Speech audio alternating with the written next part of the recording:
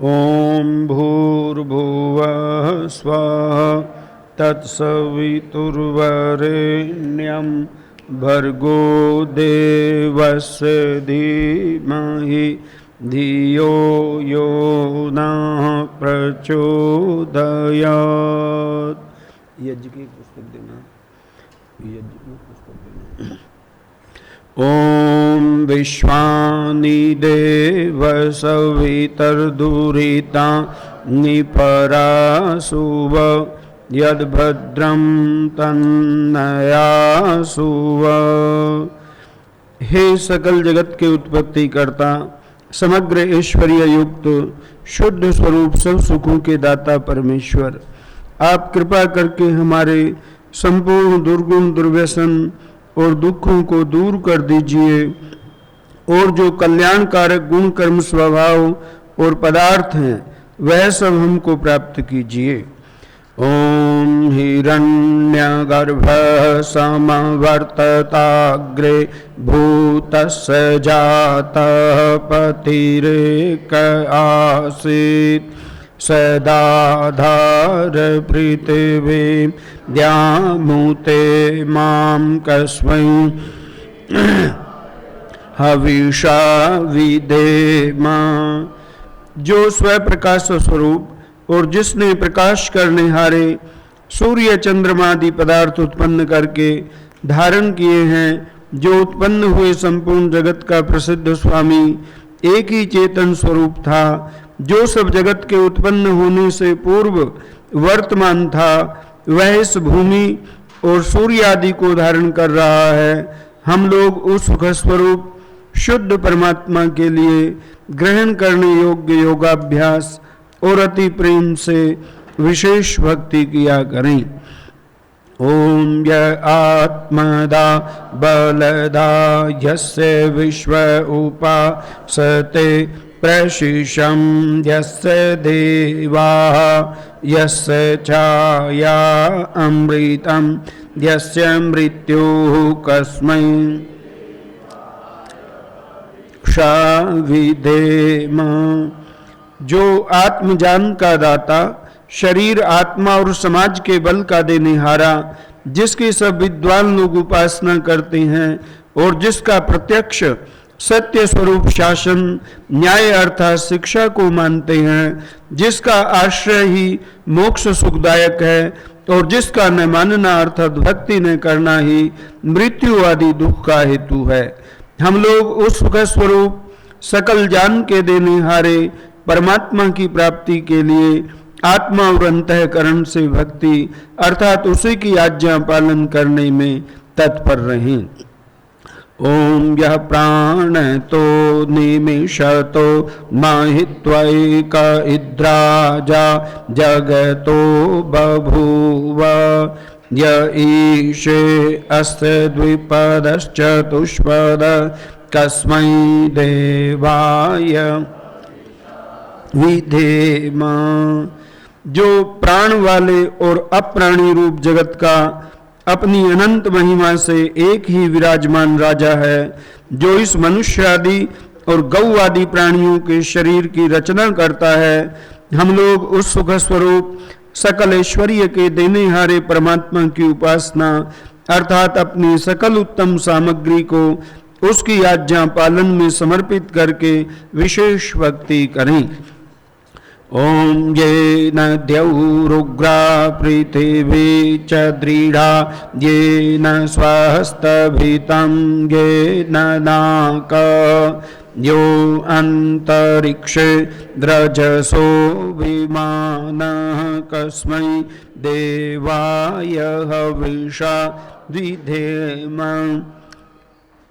जिस परमात्मा ने तीक्ष्ण स्वभाव वाले सूर्य आदि और भूमि को धारण, जिस जगदीश्वर ने सुख को धारण और जिस ईश्वर ने दुख रहित मोक्ष को धारण किया है, जो आकाश में सब लोकांतरों को विशेष मान युक्त अर्थात जैसे आकाश में पक्षी उड़ते हैं वैसे सब लोकों का निर्माण करता और भ्रमण कराता है, हम लोग उस सुखदायक कामना करने के योग्य परब्रह्म की प्राप्ति के लिए सब सामर्थ्य से विशेष भक्ति करें।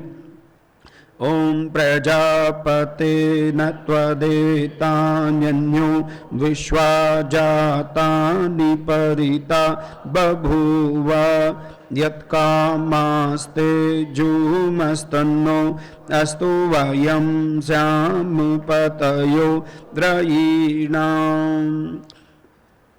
हे सब प्रजा के स्वामी परमात्मन, आपसे भिन्न दूसरा कोई इन सब उत्पन्न हुए जड़ चेतनादिकों को नहीं तिरस्कार करता है, अर्थात आप सर्वोपरि हैं। जिस जिस पदार्थ की कामना वाले हम लोग आपका आश्रय लेवे, वांछा करें, उसकी कामना हमारी सिद्ध होवे, जिससे हम लोग धनेश्वरियों के स्वामी होवे।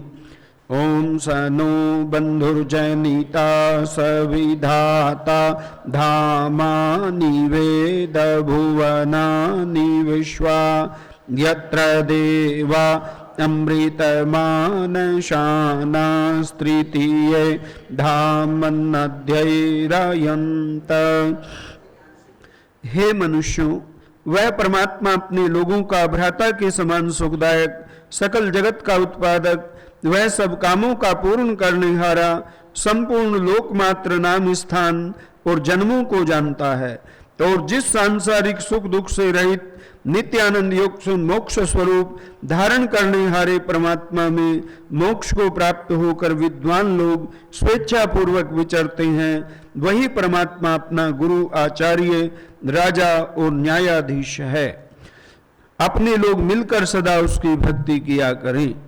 ओम अग्नेनाय सुपथाराये अस्मान् विश्वानि देववयुना निविद्वान् यूयोऽध्यस्मज्जुहुराणमेनो भूयिष्ठान्ते नमोक्तिं विधेम। हे स्वप्रकाश ज्ञान स्वरूप, सब जगत के प्रकाश करने हारे, सकल सुखदाता परमेश्वर, आप जिससे संपूर्ण विद्या युक्त हैं, कृपा करके हम लोगों को विज्ञान व राज्य आदि ऐश्वर्य की प्राप्ति के लिए अच्छे धर्मयुक्त आप तो लोगों के मार्ग से संपूर्ण प्रज्ञान और उत्तम कर्म प्राप्त कराइए, और हमसे कुटिलता युक्त पाप रूप कर्म को दूर कीजिए। इस कारण हम लोग आपकी बहुत प्रकार की स्तुति रूप नम्रता पूर्वक प्रशंसा सदा किया करें और सर्वदा आनंद में रहें।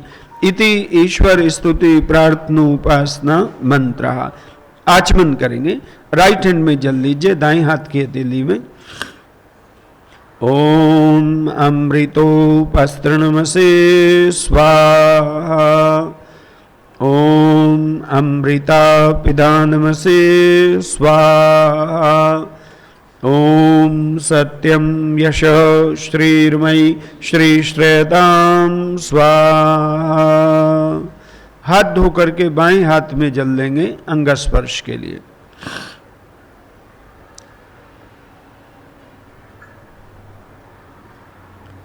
ओम वांग में हास्य अस्तु। ओम नसोर में प्राणो अस्तु। ओम अक्षणोर में चक्षुरस्तु। ओम कर्णयोर में श्रोत्रमस्तु। ओम बाहुवोर में बलम अस्तु। ओम गुरुवोर में ओजो अस्तु। ओम अरिष्टानि में अंगानि तनुस्तन्वा में सह संतो।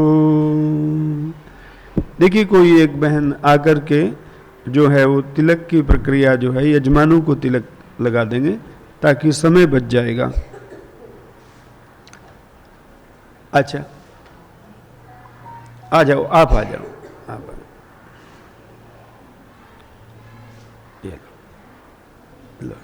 ये ले जाओ। ओम स्वस्ति न इंद्रो वृधस्रवा स्वस्ति न पूषा विश्ववेदा स्वस्ति नस्तारक्षो अरिष्टनेमि स्वस्ति नो बृहस्पतिर्दधातु। ओम भद्रं कर्णेभिः शृणुयाम देवः भद्रं पश्येमाक्षभिर्यजत्रः स्थिरैरङ्गैस्तुष्टुवांसस्तनूभिर्व्यसेमहि देवहितं यदायुः। ॐ स्वस्ति पन्थामनुचरेम सूर्याचन्द्रमसा विव पुनर्दत्ताग्नता जानता संगमे महि। ॐ भद्रं कर्णीभिः शृणुयाम देवा भद्रं पश्येमाक्षभिर्यजत्राः स्थिरैरङ्गैस्तुष्टुवांशस्तनूभिर्विषेमहि देवहितं यदायुः। ॐ स्वस्ति पन्थामनुचरेम सूर्याचन्द्रमसा विव पुनर्दत्ताग्नता जानता संगमे महि। ॐ देवानां भद्रासु मतिर्ऋजूयतां देवानां रातिरभिनो निवर्ततां देवानां सकमुपसेदिमा वयं देवान् आयुः प्रतिरन्तु जीवसे। ओमानु भद्राः क्रतवो यन्तु विश्वतो अदब्धासु अपरितास उद्भिदः देवानु यथा सदमिद्वृधे असन्नप्रायुवो रक्षितारो दिवे दिवे। ॐ भद्रं कर्णीभिः शृणुयाम देवा भद्रं पश्येमाक्षभिर्यजत्राः स्थिरैरङ्गैस्तुष्टुवांशस्तनूभिर्विषेमहि देवहितं यदायुः। ओम। अब दीप प्रज्वलित करें। ओम भूर्भुवः स्वः। ओम भूर्भुवः स्वर्द्यौरिव भूम्ना पृथिवी ववरिम्ना तस्यास्ते पृथिवी देवयजनि पृष्ठे अग्निमन्नादमन्ना द्यायादधे। कुंड के मध्य भाग में अग्नि को स्थापित करें। ओम उद्बुद्ध्य स्वाग्ने प्रतिजागृहि त्वमिष्टापूर्ते संसृजेथामयञ्च अस्मिन् सधस्ते अद्युतरस्मिन् विश्वे देवा यजमानश्च सीदत। संविधान ले लीजिए। ओम आयन्त इत्म आत्मा जातवेदस्तेन ध्यस्ववर्धस्व चेद्वर्धय चास्मान् प्रजया पशुभिर्ब्रह्मवर्चसे नानाद्येन समेधाय स्वाहा इदम् अग्नये जातवेदसे धन्नमः। ओम समिधाग्निं धुवश्यत घृतैर्भो धयतातिथिम् अस्मिन् हव्या जुहोतना। ओम सुसमिद्धाय शोचिषे घृतं तीव्रं जुहोतना अग्नये जातवेदसे। इदम् अग्नये जातवेदसे धन्नमः। ओम तन्त्वा समिद्भिरङ्गेरो घृतेन वर्धयामसि बृहच्चोचा यविष्ठ्ये स्वाहा इदम् अग्नये अंगिरसे धन्नमः। पंचघृताहुति। ओम आयन्त इद्म आत्मा जातवेदस्तेन ध्यस्ववर्धस्व चेद्वर्धय चास्मान् प्रजया पशुभिर्ब्रह्मवर्चसे नानाद्येन समेधाय स्वाहा इदम् अग्नये जातवेदसे धन्नमः। ओम आयन्त इत्म आत्मा जातवेदस्तेन ध्यस्ववर्धस्व चेद्वर्धय चास्मान् प्रजया पशुभिर्ब्रह्मवर्चसे नानाद्येन समेधाय इदम् अग्नये जातवेदसे धन्नमः। ओमायन्तैत्व आत्मा जातवेदस्तेन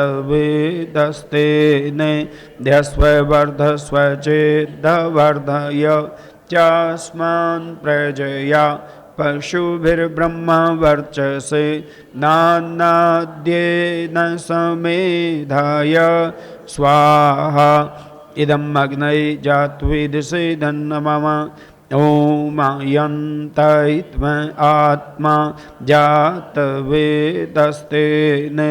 ध्यस्ववर्धस्व चेद्वर्धय चास्मान् प्रजया पशुभिर्ब्रह्मा वर्चसे नान्नाद्येन समेधाय स्वाहा इदम् अग्नये जात्वेदसे धन्नमम ओमायन्तैत्व आत्मा जातवेदस्तेन ध्यस्ववर्धस्व चेद्वर्धय चास्मान् प्रजया पशुभिर्ब्रह्मा वर्चसे नान्नाद्येन समेधाय इदम् अग्नये जात्वेदसे धन्नमम। चम्मच रख दीजिए पूर्व दिशा में जल प्रसेचन। ओम अदिते नुमन्यस्व। अब पश्चिम दिशा में ओम अनुमते नुमन्यस्व। उत्तर दिशा में ओम सरस्वत्ये नुमन्यस्व।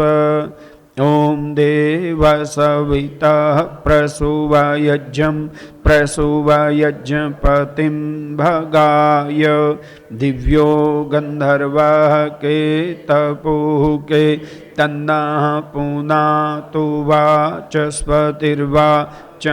नः स्वदतु। यहाँ ईशान कोण से आरंभ करके और पूरा चारों तरफ जल प्रसेचन करते हुए वहीं पर ला करके आप स्थापित करें लोटे को। अपनी अपनी चम्मच लेंगे और फिर पुनः पहली आहुति उत्तर भाग में, दूसरी दक्षिण में, 2 आहुतियां मध्य भाग में चढ़ाएंगे। ओम अग्नये स्वाहा इदम् अग्नये धन्नमम। ओम सोमाय स्वाहा इदं सोमाय धन्नमम। ओम प्रजापतये स्वाहा इदं प्रजापतये धन्नमम। ओम इंद्राय स्वाहा इदम् इंद्राय धन्नमम। ओ अब सामग्री भी साथ में लेंगे, जो साथ में बैठे हैं सामग्री से आहुति चढ़ाएं। ओम सूर्यो ज्योतिर्ज्योति सूर्यः स्वाहा।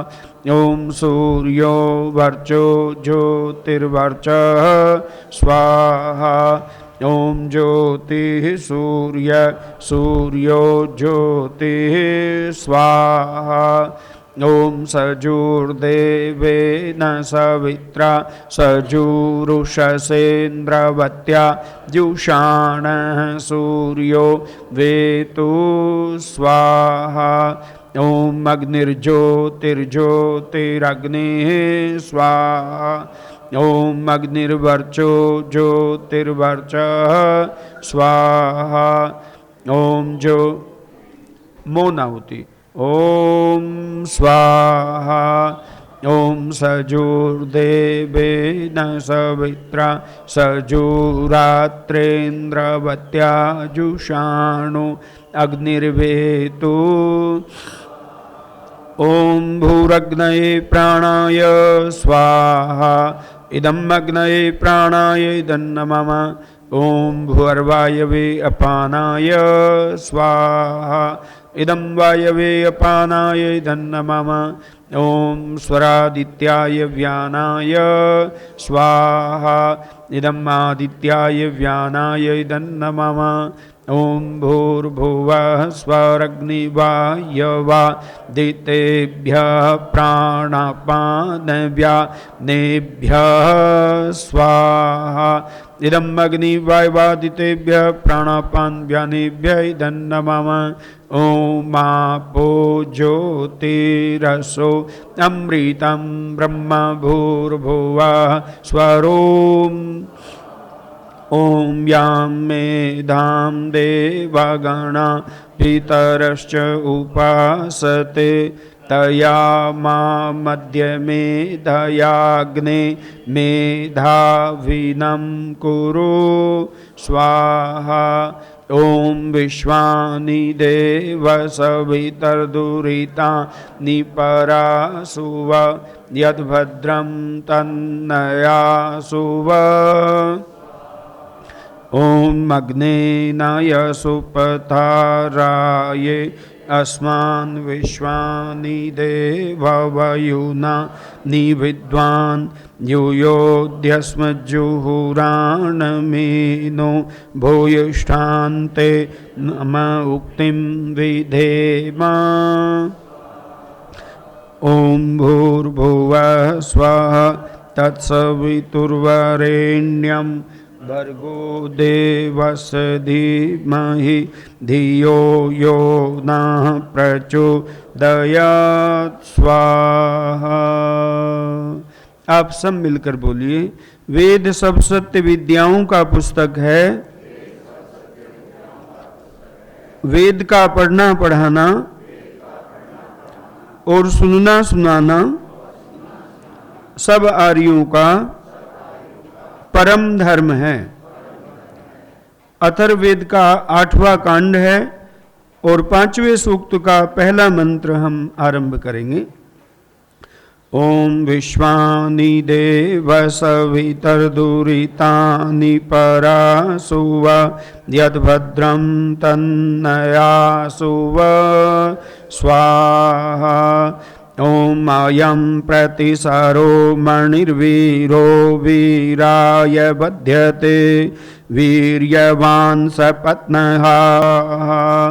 ओम अनेनेन्द्रो मणिना वृत्रहन्नेनासुरान् पराभावावयन्मनीषे अनेना जयद्द्यावा पृथिवी उभे इमे अनेना जयत्प्रदिशश्चतस्रः स्वाहा। इस मणि से इंद्र ने वृत्र को मारा, राक्षसों का पराभव किया, द्यावा पृथ्वी को जीत लिया और सब दिशाओं में विजय प्राप्त की।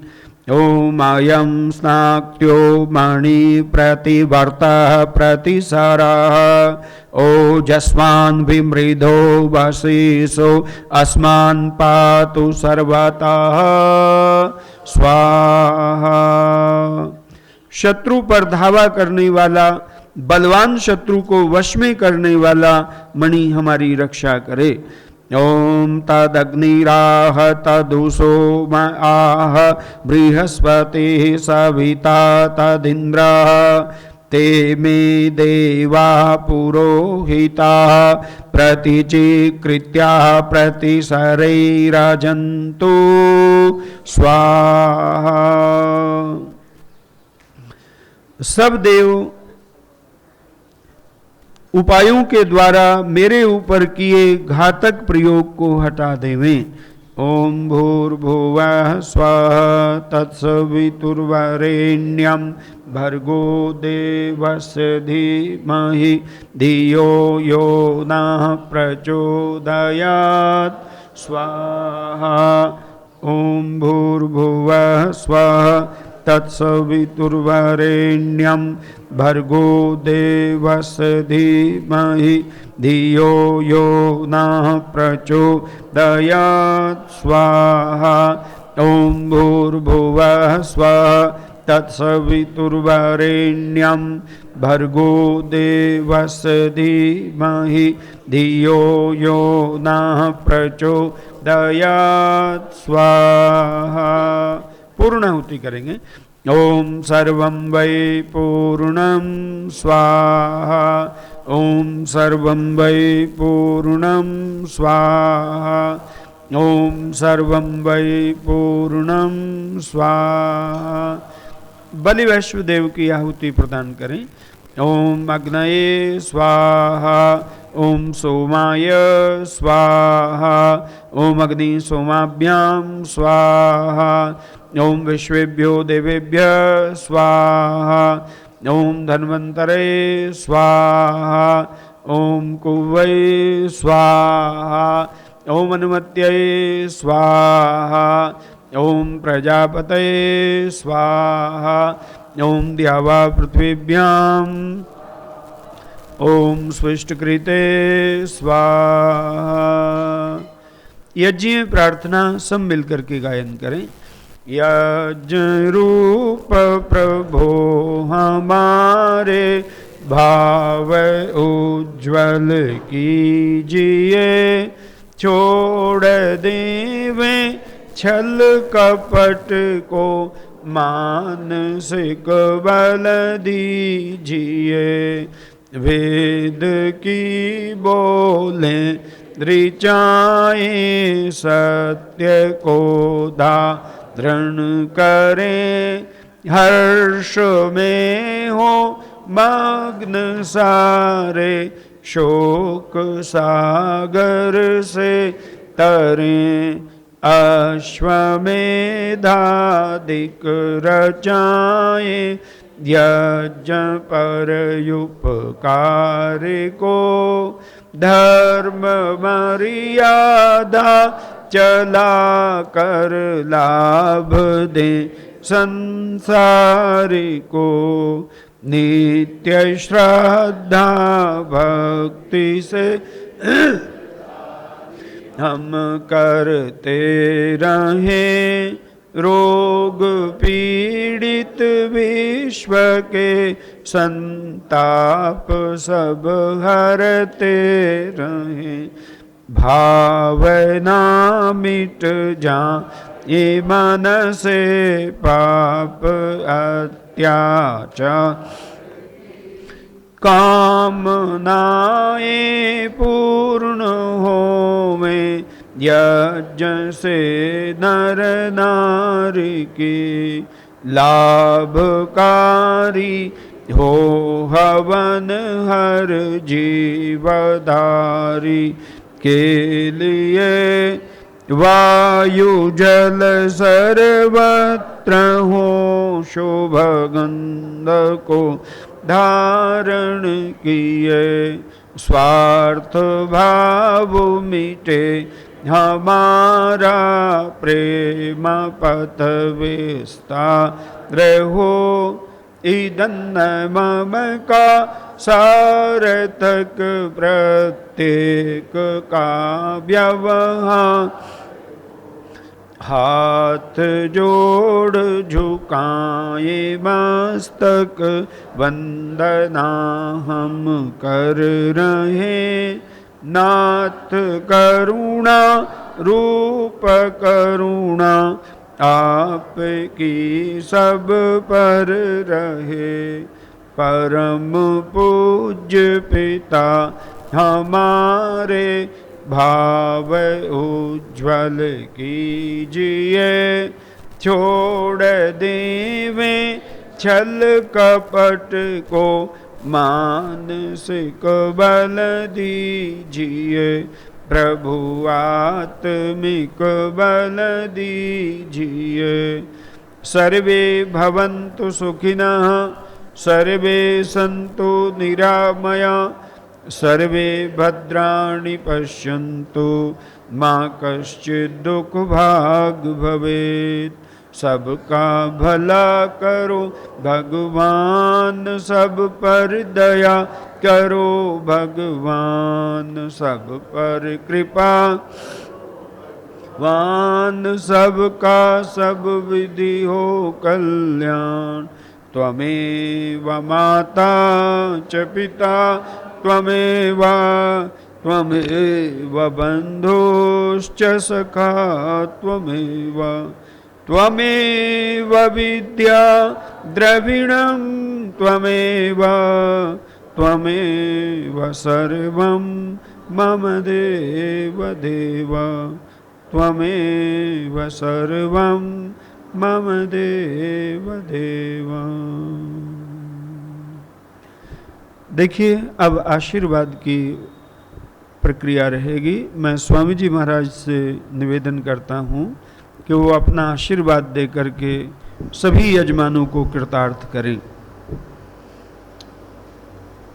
मेरे साथ पीछे पीछे बोलिए। ओम सत्याः सन्तु यजमानस्य कामाः। ओम पूर्णाः सन्तु यजमानस्य कामाः। ओम सफलाः सन्तु यजमानस्य कामाः। ओम शुभाः सन्तु यजमानस्य कामाः। हे ईश्वर, हमारे यजमानों की सभी कामनाएं शुभ हों, सत्य हों, पूर्ण हों, सफल हों। ओम स्वस्ति स्वस्ति स्वस्ति। धन्यवाद। एक बार मेरे साथ मिलकर के ओम का उच्चारण करेंगे।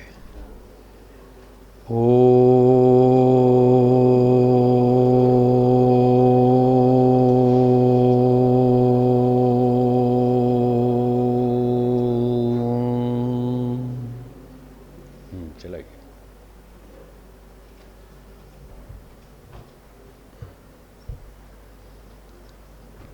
उपस्थित विद्वद्गण, धर्म प्रेमी सज्जनों, माताओं और बहनों,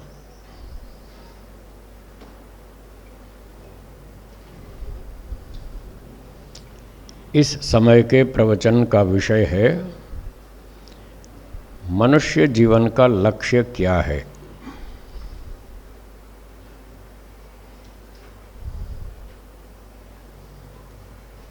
वेद आदि शास्त्रों में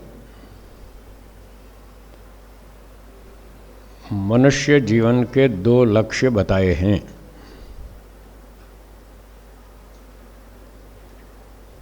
एक लक्ष्य है सारे दुखों से छूटना। थोड़ा दोहरा लेंगे। क्या लक्ष्य है?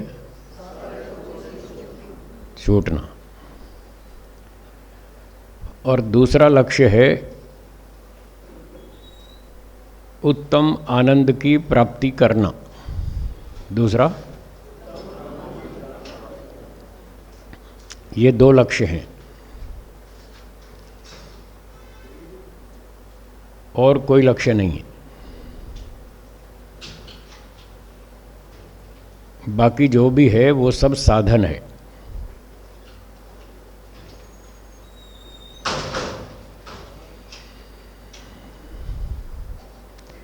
साधन उसे कहते हैं जो किसी वस्तु को प्राप्त करने का उपाय हो, कारण हो, माध्यम हो, उसको बोलते हैं साधन। उस साधन की सहायता से फिर हम कुछ और चीज़ प्राप्त करना चाहते हैं। जिसे प्राप्त करना चाहते हैं उसे साध्य अथवा लक्ष्य इस नाम से कहते हैं। साध्य अथवा लक्ष्य वो है जिसको प्राप्त करके फिर सारा काम खत्म, फिर और कोई काम बाकी नहीं बचा। अगर और काम बाकी बचा है तो वो साधन है, वो फिर साध्य नहीं है, वो लक्ष्य नहीं है। छोटे छोटे लक्ष्य होते हैं। जब तक कोई वस्तु हमें प्राप्त नहीं हुई, उसे प्राप्त करना हमारा लक्ष्य है। हाँ जी, फिर से सुनिए ध्यान से। जो वस्तु हमें अभी प्राप्त नहीं हुई, हमसे दूर है, जिसे हम प्राप्त करना चाहते हैं, वो हमारा लक्ष्य है। और जब वो प्राप्त हो जाए तो फिर उससे अगले लक्ष्य का वो साधन है। वही लक्ष्य फिर साधन बन जाएगा उससे अगले लक्ष्य का। और ऐसे करते करते जो अंतिम लक्ष्य होगा वहाँ जाकर काम समाप्त हो जाएगा। फिर काम खत्म हो जाएगा, फिर कोई और काम बाकी नहीं बचेगा। तो अंतिम लक्ष्य तो उसी का नाम है, जिसे प्राप्त करके फिर हमारा सारा काम खत्म हो जाए। ऐसे दो लक्ष्य हैं। एक तो सारे दुखों से छूटना, ये लक्ष्य है। जब तक सारे दुख नहीं छूट जाएंगे तब तक हम कुछ न कुछ मेहनत करते रहेंगे, कुछ न कुछ पुरुषार्थ करते रहेंगे। जब सारे दुख छूट जाएंगे फिर हमारा काम खत्म हो जाएगा। वो एक काम खत्म हुआ, दुख से छूटने वाला। और दूसरा काम होगा आनंद की प्राप्ति करना, उत्तम आनंद की प्राप्ति करना। ऐसे आनंद की प्राप्ति करना जिससे हमारी पूरी तृप्ति हो जाए। ऐसा अनुभव हो कि जो करना था कर लिया, बस अब और कुछ नहीं करना, ये अनुभूति आनी चाहिए। जब तक ये अनुभूति नहीं आएगी तो समझ लीजिए हमारा लक्ष्य अभी प्राप्त नहीं हुआ। और सरल भाषा में कहें तो 100% दुखों से छूटना। क्या आप दुखों से छूटना चाहते हैं, हाँ या ना? हाँ। कितने प्रतिशत दुखों से छूटना चाहते हैं? 50, 60, 80 या 100? 100, बस ये लक्ष्य है। 100% दुख से छूटना चाहते हैं। एक भी दुख नहीं आना चाहिए, एक सेकंड के लिए भी नहीं आना चाहिए, कभी भी नहीं आना चाहिए, ये चाहते हैं। जो ये चाहते हैं बस यही लक्ष्य है। और दूसरा लक्ष्य है आनंद की प्राप्ति, उत्तम सुख की प्राप्ति, वो करना चाहते हैं। तो कितने प्रतिशत सुख प्राप्त करना चाहते हैं? 50, 60, 80 या 100? 100, बढ़िया। 100% सुख प्राप्त करना चाहते हैं, बिल्कुल ठीक, सही बात। घटिया सुख प्राप्त करना चाहते हैं या बढ़िया? बढ़िया। 100% बढ़िया सुख प्राप्त करना चाहते हैं जिससे हमारी पूरी तृप्ति हो जाए, ऐसा चाहते हैं। क्या 100% बढ़िया सुख, पूरी तृप्ति वाला ऐसा सुख संसार में मिलता है? नहीं मिलता। ठीक।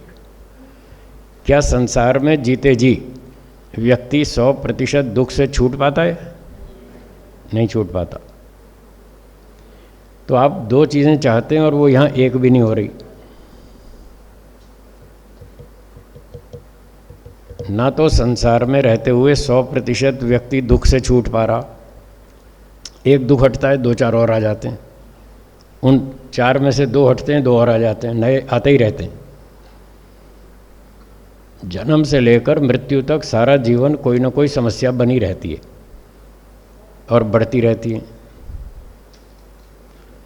तो 100% संसार में कोई व्यक्ति दुख से नहीं छूट पा रहा और 100% आनंद भी नहीं मिल पा रहा। आपने खाया पिया, पैसे कमाए, सब कुछ किया, खूब डिग्रियां प्राप्त की, ऊंचे ऊंचे पद प्राप्त किए, क्या पूरी तृप्ति हो गई? नहीं हुई। तो दो चीज़ें जो हम चाहते हैं वो यहाँ हो ही नहीं पा रही संसार में। तब प्रश्न होता है कि क्या ये सिर्फ हमारी कल्पना मात्र है या कहीं होता भी है? इस विषय में आपका क्या विचार है, बताइए। क्या ये पॉसिबल है या इम्पॉसिबल है? जो दो बातें हम चाहते हैं, पॉसिबल है? कहाँ? संसार में तो हो नहीं रहा, फिर कहाँ पॉसिबल है? अच्छा, मोक्ष में हो सकता है। बहुत अच्छा, ठीक उत्तर दिया आपने। मोक्ष में हो सकती हैं ये दोनों बातें, मोक्ष में हो सकती हैं। आप और हम कल बात चल रही थी, हम आत्मा हैं। कौन है हम? आत्मा। शरीर अलग है, आत्मा अलग है। शरीर दिखता है, आत्मा नहीं दिखता। शरीर जड़ है, आत्मा चेतन है। कल आत्मा के 6 लक्षण बताए थे, उसमें पहला लक्षण क्या बताया था? इच्छा। तो ये इच्छा हमारी है, हमारी इच्छा है कि हम 100% सुखी होना चाहते हैं। ये हमारी इच्छा है आत्मा की। संसार में संभव नहीं है, मोक्ष में संभव है। 100% ईश्वर का बढ़िया आनंद मिलेगा, इतनी हाई क्वालिटी का आनंद है, पूरी तृप्ति हो जाएगी। उसको, उस आनंद को प्राप्त करके फिर आप ऐसा अनुभव करेंगे, बस अब कुछ नहीं चाहिए, जो चाहिए था मिल गया। ये लक्ष्य है, जहाँ काम पूरा हो जाए, खत्म हो जाए कि बस जो चाहिए था मिल गया, अब कुछ नहीं चाहिए, तो वो है लक्ष्य, वो है मोक्ष। वहाँ पर ये आनंद मिलेगा। और मोक्ष में ये सारे दुख भी छूट जाएंगे, जो आज स्कूल जाते हैं, पढ़ाई करते हैं, डिग्री लेते हैं, पैसे कमाते हैं, और तरह तरह के भूख प्यास, गर्मी ठंडी, सर्दी जुकाम बुखार, आंधी तूफान, बाढ़ भूकंप, और आजकल कोरोना, लेटेस्ट बीमारी कोरोना, बड़ी समस्या है दुनिया भर में, बहुत परेशान हैं लोग। ये सारी समस्याएं तब तक रहेंगी जब तक संसार में हम जीवित रहेंगे, और अगर मोक्ष हो गया तो ये सारी समस्याएं खत्म। मोक्ष में शरीर होगा ही नहीं। मोक्ष का मतलब छूटना, मोक्ष का मतलब बोलिए, छूटना। किससे छूटना? सारे दुखों से। मोक्ष का अर्थ है सारे दुखों से छूटना। लोग इस मोक्ष शब्द से बहुत घबराते हैं, बहुत डरते हैं। नहीं नहीं नहीं, मोक्ष नहीं चाहिए, मोक्ष नहीं चाहिए, मोक्ष में नहीं जाना है, यहीं रहना है, संसार में रहना है। मोक्ष से बहुत डर लगता है। मोक्ष कोई खराब चीज़ नहीं है, मोक्ष बहुत अच्छी चीज़ है। फिर डर क्यों लगता है? इसलिए लगता है कि लोग मोक्ष के बारे में ठीक से जानते नहीं हैं, भ्रांति बहुत अधिक है, इसलिए डरते हैं।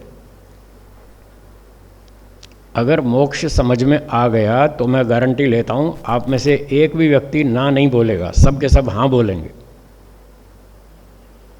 मैं गारंटी लेता हूँ आप सब के सब हाँ बोलेंगे अगर आपको मोक्ष समझ में आ गया तो। चलिए देखिए मोक्ष में क्या होता है। 3 बातें होती हैं मोक्ष में।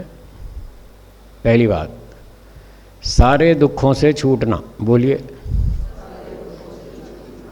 दूसरी बात, ईश्वर का उत्तम आनंद प्राप्त करना। तीसरी बात, पूरे ब्रह्मांड की सैर करना। ये 3 बातें मोक्ष में होती हैं। सत्यार्थ प्रकाश के 9वें समोल्लास में लिखी हैं, आप पढ़ सकते हैं, हिंदी भाषा में लिखी हैं। अब बताइए, क्या आप सारे दुखों से छूटना चाहते हैं? हाँ या ना? हाँ। क्या आप ईश्वर का उत्तम आनंद प्राप्त करना चाहते हैं? हाँ। क्या आप पूरे ब्रह्मांड की सैर करना चाहते हैं? हाँ। अब बताइए किसने ना बोला? एक ने भी नहीं बोला, सभी हाँ बोल रहे हैं। इसीलिए तो कह रहा था, जब तक लोगों को मोक्ष के विषय में जानकारी नहीं है, भ्रांति में हैं, तब तक वो ना बोलते नहीं साहब हमें मोक्ष में नहीं जाना। गुजरात में गुजराती न्यूज़पेपर में एक सन्यासी ने लिखा, ए मोक्ष की बात करने वालों, ये बताओ क्या मोक्ष में टीवी देखने को मिलेगा? क्या वहाँ रसगुल्ले खाने को मिलेंगे? क्या वहाँ गुलाब जामुन खाने को मिलेंगे? अगर नहीं मिलेंगे तो तुम अपना मोक्ष अपने पास रखो, हमें नहीं चाहिए। ये तो एक सन्यासी बोल रहा है, अच्छा पढ़ा लिखा सन्यासी बोल रहा है। हर हफ्ते उसका आर्टिकल छपता था गुजरात में, गुजराती न्यूज़पेपर में, जैसे वीकली कॉलम्स होते हैं, उस कॉलम में हर हफ्ते उसका लेक्चर आता था, वो लेख आता था, और उसने ये बात लिखी। बताइए, सन्यासी तक भ्रांति में, आपकी और हम फिर जनता की तो बात ही क्या है। और मैं आपको गारंटी देता हूँ, आपको मोक्ष में टीवी देखने को भी मिलेगा, रसगुल्ले भी खाने को मिलेंगे, गुलाब जामुन भी मिलेंगे, दुनिया भर के सारे सैर सपाटे मिलेंगे, जो आप करना चाहते हैं सब करेंगे। जो कुछ आप आज करते हैं वो सब कुछ मोक्ष में करेंगे। अंतर केवल इतना होगा कि अब शरीर के द्वारा करते हैं, शरीर मन बुद्धि इंद्रियों से, प्रकृति से बने साधनों के माध्यम से हम ये सारे काम करते हैं। मोक्ष में ये प्रकृति से बना शरीर नहीं होगा, ये साधन छूट जाएंगे यहीं पर ही। वहाँ ईश्वर की शक्तियाँ मिलेंगी, ईश्वर की शक्ति से सारे काम करेंगे। आप रसगुल्ले का टेस्ट लेना चाहें तो ले सकते हैं, मोक्ष में भी ले सकते हैं। गुलाब जामुन का टेस्ट, मटर पनीर, पालक पनीर, पुलाव, कढ़ी, बिरयानी, जो चाहिए सब टेस्ट मिलेगा, कोई दिक्कत नहीं है। आप सोचेंगे ऐसे ही कहानी बना रहा है फालतू की फालतू कहानी नहीं बना रहा, ये सब लिखा है, शास्त्रों में लिखा है, ऋषियों ने लिखा है, कोई अनाड़ी आदमी की बात नहीं कर रहा, ये सब ऋषियों ने लिखा है। पढ़िए नौवां समोल्लास, सत्यार्थ प्रकाश, वो मुक्ति का विषय है, वहाँ ये सब लिखा है। मुक्त आत्मा पूरे ब्रह्मांड की सैर करता है, कहीं जा सकता है, कहीं भी घूम सकता है, वहाँ रोक टोक कुछ भी नहीं है। नो एंट्री का बोर्ड वहाँ होता ही नहीं है, मोक्ष में नो एंट्री का बोर्ड नहीं होता है। यहाँ पर होता है, वन वे ट्रैफिक होता है ना, तो वहाँ नो एंट्री लिखा रहता है, इधर से नहीं जाना, इधर से घूम के जाओ, यहाँ लिखा रहता है। मुक्त आत्मा के लिए नो एंट्री का कोई बोर्ड नहीं है। बिल्कुल रहेंगी। कल मैंने बताया था 2 तरह की इच्छाएं हैं, एक स्वाभाविक इच्छा, एक नैमित्तिक इच्छा। स्वाभाविक इच्छा मुक्ति में रहेगी। आत्मा की 2 स्वाभाविक इच्छाएं हैं, एक तो कल बताई थी, सुख प्राप्त करने की इच्छा, कल बताई थी या नहीं? बताई थी ना। आत्मा की सुख प्राप्ति की इच्छा है, वो स्वाभाविक है, सदा से है, आज भी है, आगे भी रहेगी, वो नहीं हटेगी, मोक्ष में भी रहेगी। और दूसरी जानने की इच्छा, ज्ञान प्राप्ति की इच्छा, ये भी जीवात्मा की स्वाभाविक है। जीवात्मा अल्पज्ञ है या सर्वज्ञ है? जो अल्पज्ञ है तो क्या वो सारी दुनिया भर की बात जानता है? नहीं जानता। जब नहीं जानता तो वो जानने की इच्छा करता है। अभी देखिए एक धमाका होगा, सबकी नज़र वहाँ जाएगी, सबके कान खड़े हो जाएंगे, क्या हुआ? एक पटाखा बजते ही देखना सबकी नज़र ध्यान सब वहीं चला जाएगा, क्या हुआ? तो जानने की इच्छा जीवात्मा की सदा रहती है, क्योंकि वो अल्पज्ञ है। मोक्ष में भी अल्पज्ञ है, वहाँ भी उसको जानने की इच्छा होती है। शनि ग्रह के छल्ले कैसे हैं, बढ़िया, चलो देख कर आएंगे। सूर्य में परमाणु कैसे फूटते हैं, कैसे एनर्जी पैदा होती है, चलो देख कर आएंगे। वो घूमता जाता है, देखता जाता है, चलता जाता है, उसको बहुत अच्छा लगता है। ज्ञान प्राप्ति होती है तो उससे उसका आनंद बढ़ता है। मुक्ति में जीवात्मा संसार की चीज़ों को देखेगा, घूमेगा, फिरेगा, सुनेगा, बातें सुनेगा, सब कुछ, सारी इच्छाएं पूरी करेगा, पर प्रकृति का सुख नहीं भोगेगा। पॉइंट टू बी नोटेड, ध्यान से सुनिए मुक्ति में प्रकृति का सुख नहीं भोगेगा, सुख भोगेगा ईश्वर का। थोड़ा दोहरा लीजिए, किसका सुख भोगेगा? और नज़ारा किसका देखेगा? दुनिया का। नज़ारे देखेगा दुनिया के और आनंद लेगा ईश्वर का। उपनिषद में लिखा है, अशरीरम वाव संतम न प्रिया प्रिय स्पृशतः। जब आत्मा शरीर छोड़कर मोक्ष में चला जाता है तब उसको सांसारिक प्रिय और अप्रिय, सुख और दुख उसे छू नहीं सकते। प्रकृति का कोई भी सुख और कोई भी दुख उसको परेशान नहीं कर सकता। उसको भौतिक सुख की इच्छा ही नहीं रहती, ईश्वर के आनंद की इच्छा होती है। क्यों होती है? इसलिए होती है कि प्रकृति का सुख तो बिल्कुल घटिया है, सुपर 3rd क्लास, और ईश्वर का आनंद है सुपर 1st क्लास, वो सबसे उच्च स्तर का आनंद है। एक आदमी जब गरीब था तो वो सूखे चने खाता था बेचारा, अचार से रोटी खा लेता था, कभी गुड़ से खा ली, कभी मिर्ची से खा ली, कभी जैसे तैसे पेट भरता था। धीरे धीरे उसने मेहनत की, फिर पैसे कमा लिए, फिर अच्छा भोजन खाने लगा, दाल रोटी सब्जी चावल खीर पूरी हलवा मिठाई सब कुछ खाने लगा। अब उसको बड़े अच्छे अच्छे पकवान मिलते हैं खाने को। जब इतनी अच्छी सुविधा उपलब्ध है, फिर उसके सामने वही सूखे चने रख दें तो वो खाएगा? हाँ या ना? जब बढ़िया मिठाई खाने को मिलती है, अच्छे अच्छे पकवान मिलते हैं, तो फिर सूखे चने और अचार चटनी से क्यों खाएगा रोटी? नहीं खाएगा। तो ईश्वर का आनंद तो बढ़िया बढ़िया पकवान जैसा है, इतने उच्च स्तर का आनंद है। जब मोक्ष में उसको इतना बढ़िया आनंद मिल ही रहा है, तो ये प्रकृति का घटिया आनंद क्यों भोगेगा? ये तो सूखे चने जैसा है। इसलिए शास्त्रकारों ने, ऋषियों ने लिखा है, मोक्ष में व्यक्ति जो आत्मा है वो भौतिक सुख दुख नहीं भोगता, उसको भौतिक सुख दुख छू भी नहीं सकते, न स्पृशतः, छू भी नहीं सकते। और ईश्वर के आनंद में मस्त रहता है। आनंदम ब्रह्मणो विद्वान न विभाय मृत्यु। जो परमात्मा के आनंद को जान लेता है उसको फिर कोई डर नहीं लगता है, कोई चिंता नहीं, कोई टेंशन नहीं, कोई तनाव नहीं, कोई समस्या ही नहीं। मोक्ष में तो वो भी नहीं रहती जो थोड़ी बहुत यहाँ रहती है। शरीरधारी होते हुए व्यक्ति बहुत आनंदित रहता है, टेंशन फ्री, तनाव मुक्त जीवन जीता है। जिसको ईश्वर की अनुभूति हो जाए, जिसको ये वेदों का तत्व ज्ञान हो जाए, वो मस्त रहता है, कोई टेंशन नहीं है। काम हुआ तो ठीक है, नहीं हुआ तो भाड़ में जाए, उसके बिना जी लेंगे, ऐसे मस्त रहता है। और मोक्ष में तो कोई काम है ही नहीं, कोई चिंता है ही नहीं, कोई पत्नी नहीं, बच्चे नहीं, परिवार नहीं, कोई पैसा नहीं चाहिए, नौकरी नहीं चाहिए, कुछ नहीं चाहिए। वहाँ तो सब कुछ मौज ही मौज, ईश्वर का आनंद मिल ही रहा है। वहाँ तो ये भूख प्यास, गर्मी ठंडी, एक्सीडेंट का भी कोई खतरा नहीं, कोई दुख आ ही नहीं सकता। सारी दुखों की जड़ ये शरीर है। जब तक ये शरीर है तब तक दुख आएंगे, इनसे बच नहीं सकते। कुछ अपनी गलतियों से आएंगे, कुछ दूसरे प्राणियों की गलती से आएंगे, कुछ अनजाने में आएंगे, कुछ जानबूझकर आएंगे, कुछ प्राकृतिक दुर्घटनाओं से आएंगे। जीते जी तो दुख आएंगे, नहीं छूट सकते। इसलिए मोक्ष की ज़रूरत है। मोक्ष में एक भी दुख नहीं आएगा और ईश्वर का बढ़िया आनंद मिलेगा। अब बताइए, संसार में हमारी ये दोनों इच्छाएं पूरी नहीं हो पा रही और नहीं हो सकती, इम्पॉसिबल है। हम चाहते हैं करोड़ों साल तक, अरबों खरबों वर्षों तक खूब आनंद में रहें, दुख बिल्कुल नहीं आए, वो यहाँ संभव नहीं है और मोक्ष में संभव है। यहाँ लगातार अरबों खरबों वर्षों तक आनंद में रहना चाहते हैं लगातार, वो यहाँ मिलता नहीं। थोड़ी देर का सुख मिलता है, 2 घंटे में ख़त्म।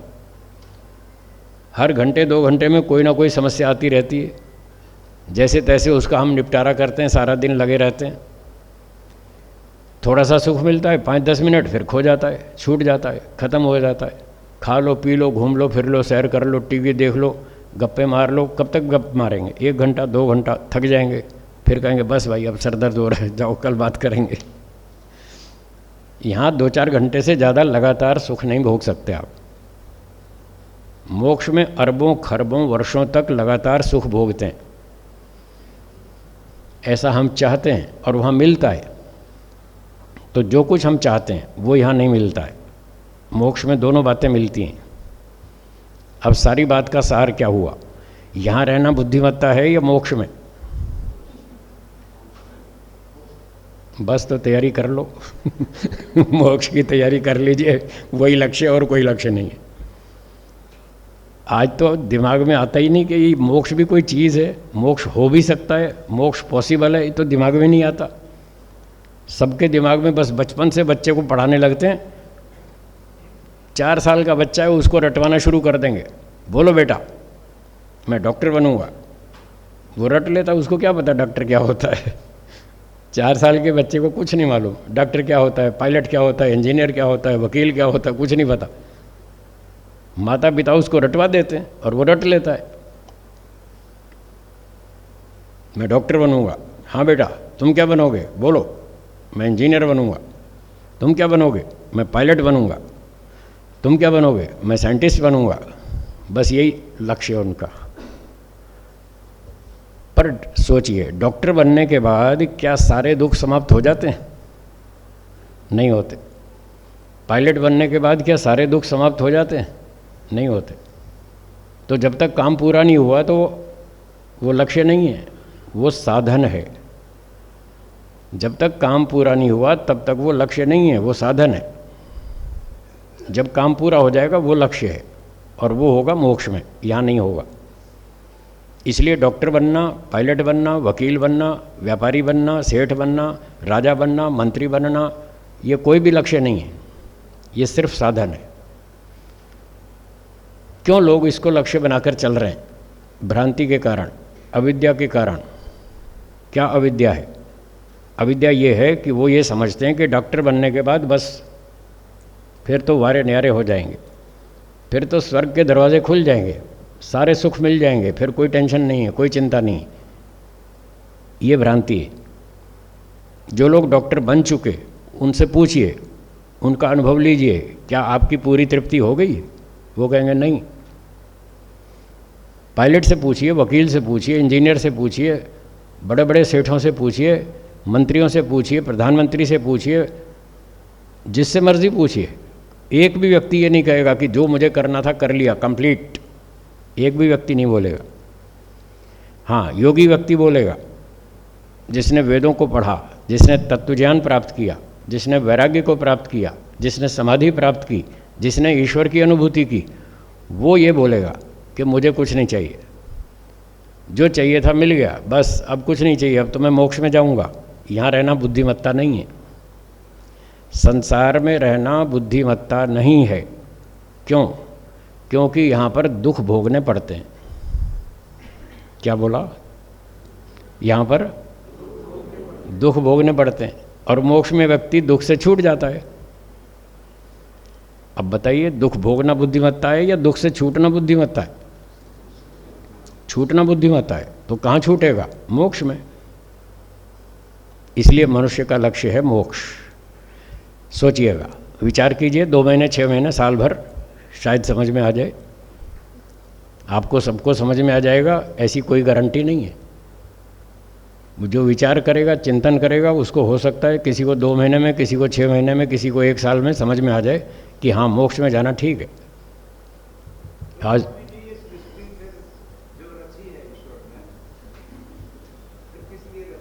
इसीलिए रची है कि व्यक्ति अच्छे काम करके मोक्ष प्राप्त करे, इसीलिए रची है। यहाँ दुख भोगने के लिए नहीं रची है।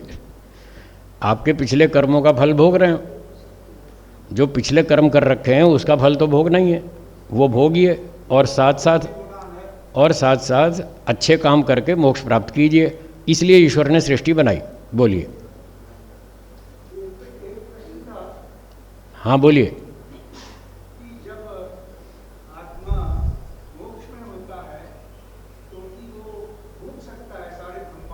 जी, तो क्या वो दूसरे आत्माओं से संसर्ग कर सकता है? बिल्कुल बातचीत कर सकता है। जैसे आप और हम बात कर रहे हैं ना, ऐसे मुक्त आत्माएं आपस में बात करती हैं, कम्युनिकेशन करती हैं, चर्चाएं करती हैं। आप कहाँ से आ रहे हैं? वो कहेगा मैं फलाने ग्रह से आ रहा हूँ। वो पूछेगा आप कहाँ से आ रहे हैं? वो कहेगा मैं ताजमहल देख के आ रहा हूँ। उसको पूछेगा तुमने ताजमहल देखा? बोला नहीं देखा। अरे नहीं देखा, बहुत अच्छा है, जाओ देख आओ। तो वहाँ कोई टिकट लगती नहीं, पैसा लगता नहीं, भाड़ा किराया लगता नहीं, पासपोर्ट वीज़ा चाहिए नहीं। वो कहता है मैं अभी देख के आता हूँ। ऐसी बातें करते हैं जैसी आप और हम करते हैं, वो भी करते हैं। ये सब 9वें समोल्लास में लिखा है, अपनी ओर से कुछ नहीं कह रहा हूँ। कल परसों भी मैंने कहा था, जो कुछ कहूँगा ऋषियों की बात कहूँगा, वेदों की बात कहूँगा, तर्क और प्रमाण से कहूँगा, अपने घर की कुछ नहीं कहूँगा। मैं अपने घर की बात बोलता ही नहीं, क्योंकि मैं मनुष्य हूँ, मुझसे गलती हो सकती है, किसी भी मनुष्य से गलती हो सकती है। या तो ईश्वर गलती नहीं करता या ऋषि गलती नहीं करता। ये 2 लोग हैं जो गलती नहीं करते, इसलिए ये 2 ही प्रमाण माने जाते हैं, और हम इन्हीं की बात करते हैं, अपनी कोई बात नहीं करते। ठीक है? हाँ जी बोलिए।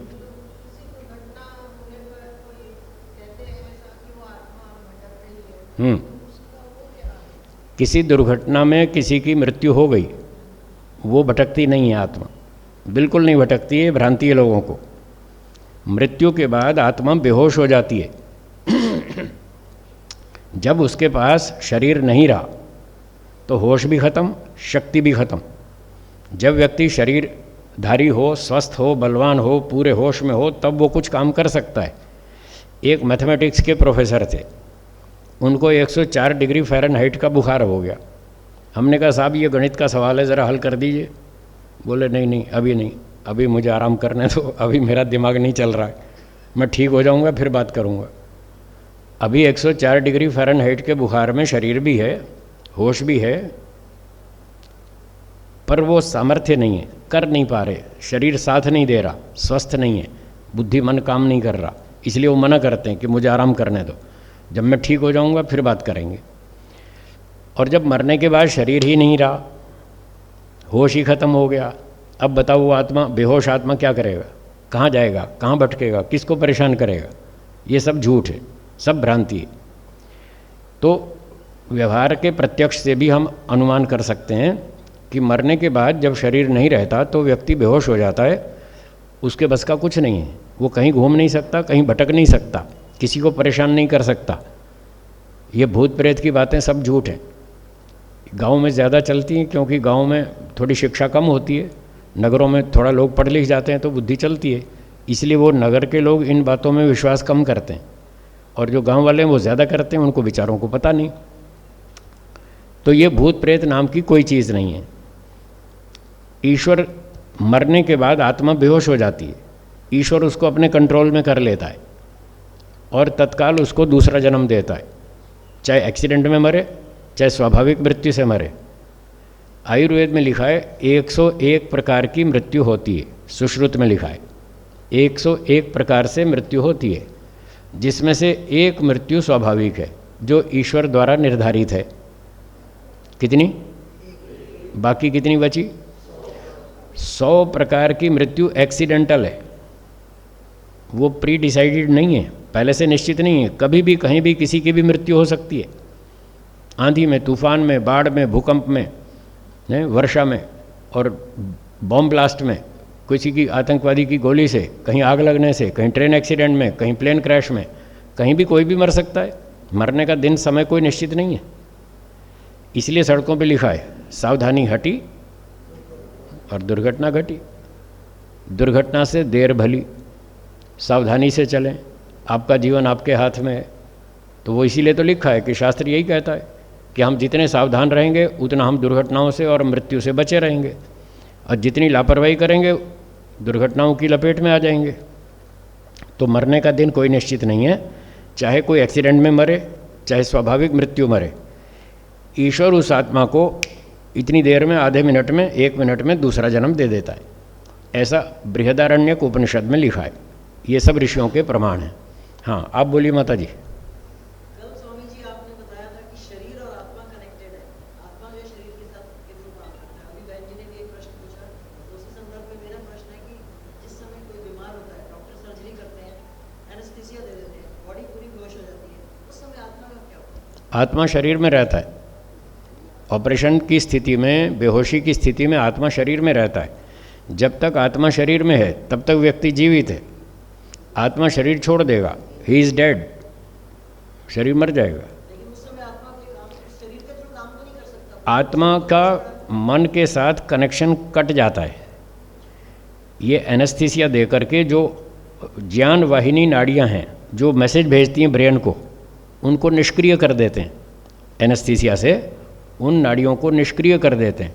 तो जैसे यहाँ ऑपरेशन करना है तो यहाँ डॉक्टर काटेंगे, पर इसका मैसेज ब्रेन तक नहीं जाएगा। जब ब्रेन तक नहीं जाएगा तो मन को नहीं मिलेगा, मन को नहीं मिला तो आत्मा को नहीं मिलेगा, आत्मा को मैसेज नहीं मिला तो नो फीलिंग्स, कुछ पता नहीं चलेगा। तो 1 घंटे के लिए, 2 घंटे के लिए उसको एनेस्थीसिया देते हैं, फिर उसकी डोज का असर धीरे धीरे ख़त्म हो जाता है, वो रोगी होश में आ जाता है। जब रोगी होश में आ जाता है मैसेज चलना शुरू हो जाता है, और फिर वो कहता है क्या बात है, ऑपरेशन करते क्यों नहीं? फिर उसको कहते हैं ऑपरेशन तो हो गया, तुम्हें पता नहीं चला। अगर उसको पता चलता तो वो ऑपरेशन करने देता, अगर उसको पता चलता कि काट रहे हैं तो वो हाथ लगाने देता। उसको पता नहीं चला तभी तो हो गया ऑपरेशन। तो 2 घंटे के लिए उसको बेहोश कर देते हैं और वो अपना काम कर लेते हैं। एनेस्थीसिया का असर ख़त्म हो जाता है, वो वापस होश में आ जाता है, कनेक्शन चालू हो जाते हैं, सब फीलिंग शुरू हो जाती। बोलिए। वेंटिलेटर पर करने से यही होता है कि उसके सिस्टम को मशीन से चालू रखते हैं। आत्मा शरीर में रहता है। जब तक डेड डिक्लेयर नहीं करेंगे तब तक आत्मा शरीर में है। आर्टिफिशियल दे सकते हैं, कोई बात नहीं, उसमें कोई आपत्ति नहीं है। कुछ दिन तक उसको जिंदा रख सकते हैं आर्टिफिशियल पंपिंग से, और आर्टिफिशियल तरीक़ों से उसको कुछ दिन तक जिंदा रख सकते हैं, हमेशा के लिए नहीं। जी, इधर से बोल रहे, बोलिए।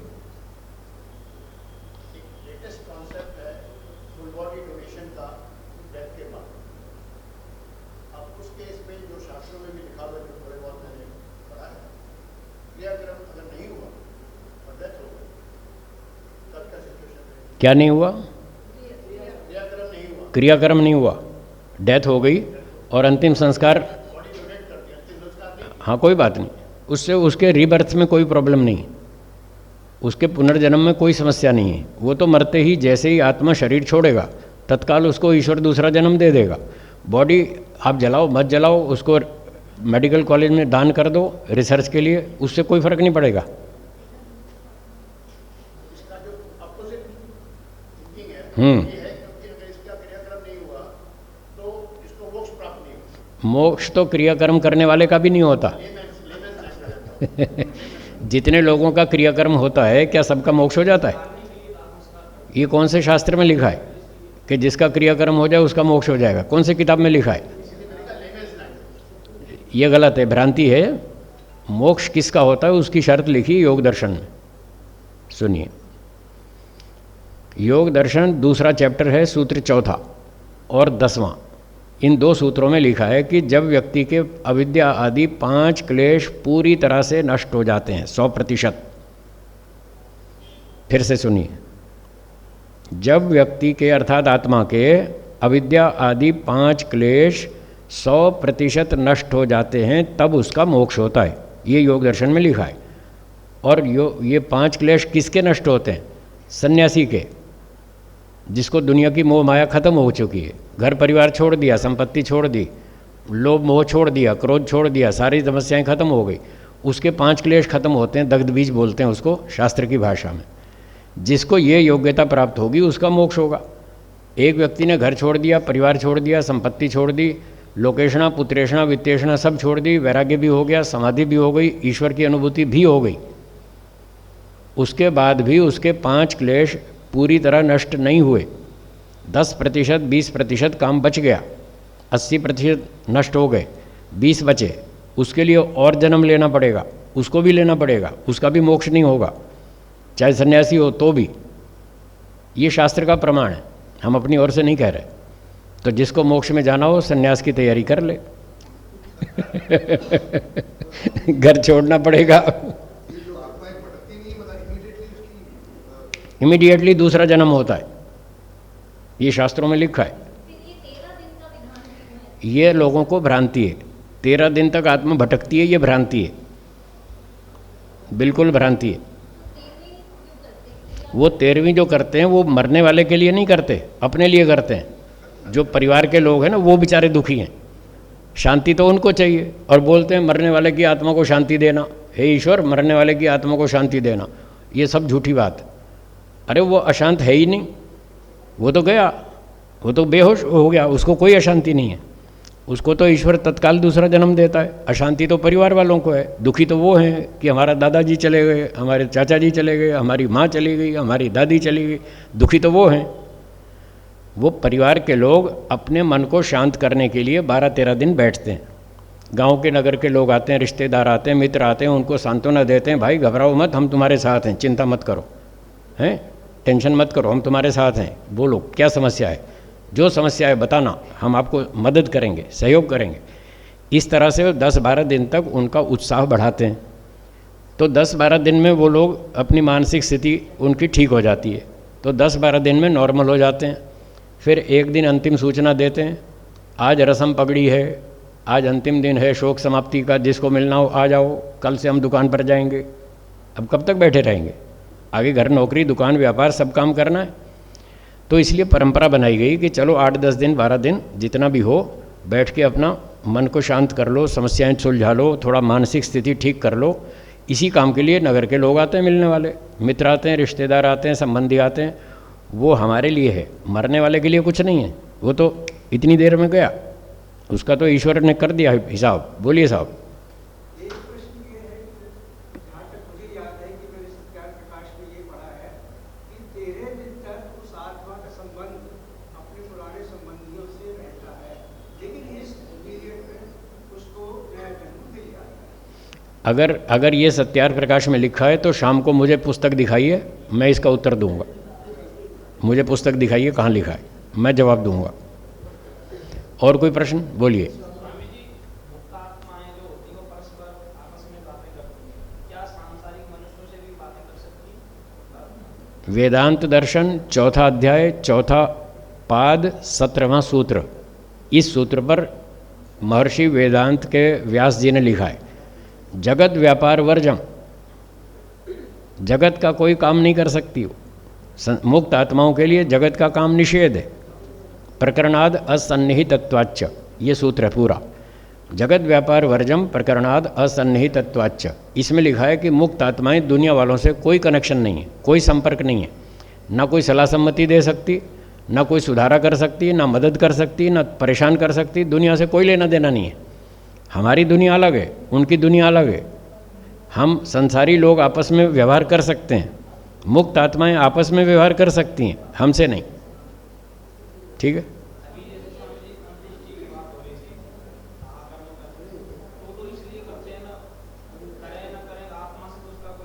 कोई संबंध नहीं। हाँ, वो संतुलन के लिए हमारे लिए है। अगर शव को जलाएंगे नहीं तो बीमारी फैलेगी, बीमारी फैलेगी तो हमको परेशानी है, इसलिए हम उसका निपटारा करते हैं। भस्मांतम शरीरम, वेद में लिखा है कि अंत में शरीर को भस्म करो। उससे जो नुकसान होता है उससे बचने का ये सबसे उत्तम रास्ता है, सबसे बढ़िया तरीका है। उसको अंत में जला के ख़त्म कर दो। तो वो हम अपने लाभ के लिए, पर्यावरण की रक्षा के लिए, संतुलन के लिए करते हैं। इससे मुक्त मरने वाली की आत्मा का कोई लेना देना नहीं। जी बोलिए माता जी, बोलिए। पिछला जन्म कईयों को याद रहता है जो लिखा गया है, इसमें आपको क्या है? इसमें महर्षि दयानंद जी का विचार ये है कि पिछले जन्म को कोई याद करना भी चाहे तो नहीं कर सकता। कई स्टोरीज आई जो स्टोरीज आई हैं, आपने 25 कहानियाँ सुनी, मैंने 250 सुनी है। मेरा काम यही है। आप तो 25 कहानी जानते हैं, मैं 250 जानता हूँ। मेरा रिसर्च का काम है, मैं खूब रिसर्च करता हूँ। अब सुन तो लीजिए, बात तो पूरी सुन लीजिए। मेरा काम यही है। ये सब फ्रॉड केसेस हैं, सब झूठ है। ये झूठ बोलने वाले कई लोग तो जेल में पड़े हैं जिन्होंने ये कहानियाँ बनाई। ऋषि का वचन ऊंचा या इन लोगों का ऊंचा? किसका ऊंचा मानते हैं आप? जब ऋषि कह रहे हैं आप जोर लगा लो तब भी याद नहीं कर सकते, तो हम उसकी बात माने कि इन बच्चों की बात माने? एक नहीं, 3 जगह लिखा है। सत्यार्थ प्रकाश के 9वें समोल्लास में लिखा है कि जो जीव पूर्व जन्म की बात याद करना भी चाहे तो नहीं कर सकता। इतना कड़क लिखा है, साफ। याद करना भी चाहे तो नहीं कर सकता। ये बात परमेश्वर के जानने योग्य है, जीव के नहीं। आगे लिखा है, जो जीव पूर्व जन्म की बातें याद नहीं कर सकता, इसी से जीव सुखी है। अगर उसको पिछले जन्म की बातें याद आने लग जाएं तो उसका जीना मुश्किल हो जाएगा। पिछले जन्मों के दुखों को देख देख कर दुखी होकर मर जाएगा। आदमी एक ही जन्म में इतना परेशान है इन समस्याओं से, कोई कोई तो सुसाइड कर लेता है। हाँ या ना? जब एक ही जन्म में इतना दुखी है, आदमी आत्महत्या कर लेता है, पिछले उसको 10 जन्म के दुख और याद आ गए, तो बताइए कैसे जिएगा? जी लेगा? एक एग्जाम्पल सुनिए। मान लो एक बड़े सेठ थे, जयपुर में रहते थे, सोने चांदी के व्यापारी थे, करोड़ों का व्यापार था। उनको किसी ने गोली मार दी, 50 करोड़ रुपए लूट लिए, उनकी डेथ हो गई। अब दूसरे जन्म में 5, 8 साल, 10 साल की उम्र में उनको याद आ गया, अरे मैं तो पिछले जन्म का व्यापारी हूँ सोने चांदी का, मेरा तो करोड़ों का बिजनेस था, किसी ने मुझे गोली मार दी और मेरे 50 करोड़ रुपए लूट लिए। उसको याद आ गया 10 साल के, 8 साल के बच्चे को। उसको रात को नींद आएगी? वो तो पिस्तौल लेकर ढूंढेगा, कहाँ है नालायक जिसने मुझे गोली मारी थी, पहले उससे बदला लूँगा तब जाके नींद आएगी उसको। तो एक को याद आएगा, 2 को आएगा, 50,000 लोगों को याद आएगा, सबके सब पिस्तौल लेके घूमेंगे। बताओ कैसे जिएंगे आप? प्रॉपर्टी पे क्लेम भी करेंगे जो उनकी पुरानी। हाँ, कहेंगे साहब हमारा पैसा लाओ, तुमने हमसे लूट के गोली मार के पैसे खाए हमारे, लाओ हमारे पैसे। जीना मुश्किल हो जाएगा, सिर दर्द हो जाएगा। बोलिए साहब।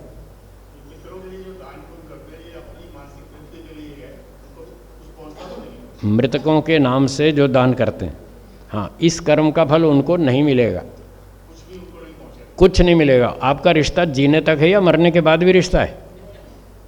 कब तक है रिश्ता? ये मानसिक तृप्ति के लिए नहीं, भ्रांति से कर रहे हैं। आप जो कर रहे हैं कि हमारे दादा को मिलेगा, हम उनके नाम पे दान दे रहे हैं, दादा को कोई पुण्य नहीं मिलेगा। रिश्ते तब तक होते हैं जब तक आप जीवित हैं, मरने के बाद तो रिश्ते खत्म। क्या आपका ये पहला जन्म है? इससे पिछला भी कोई परिवार था या नहीं था? आपके पिछले जन्म के पोते बेटे आपके नाम पर दान देते हो तो आपको कोई पार्सल मिला अब तक? आपको कोई खाना पीना आपके नाम पे श्राद्ध करते हो तो आपको कोई खाने का पार्सल मिला आज तक? जब आपको नहीं मिला तो आपके दादा को कैसे मिलेगा? आप कितना ही दान दो, आप सब भ्रांतियाँ हैं। उनके नाम पर दान देना चाहिए, उनकी स्मृति में दान देना चाहिए। आपके दादाजी अच्छे थे, बढ़िया आदमी थे, परोपकारी थे, दानदाता थे, आप भी उनके अच्छे कर्मों का अनुकरण करें, ये ठीक है। पर आप जो दान देंगे उसका फल आपको मिलेगा, वो अपने हाथ से जो दे गए उनका फल उनको मिलेगा।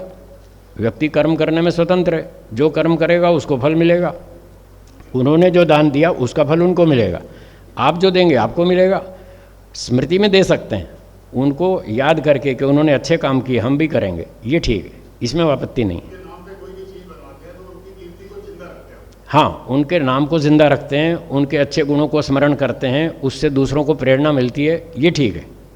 ठीक है जी। हाँ, और बोलिए, कौन पूछ रहे हैं? बोलिए साहब।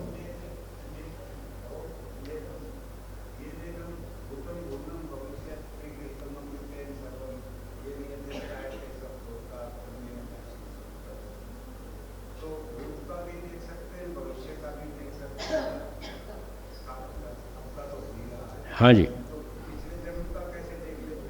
बहुत अच्छा प्रश्न है आपका कि मंत्र तो कह रहा है कि भूतकाल की बातें मन से जान सकते हैं, तो कुछ बातें जान सकते हैं भूतकाल की, जो जीवन में आपके भूतकाल में घटनाएं बीती इस जन्म की, उतनी तो याद कर सकते हैं, और वो भी इस जन्म की भी सारी नहीं याद कर सकते।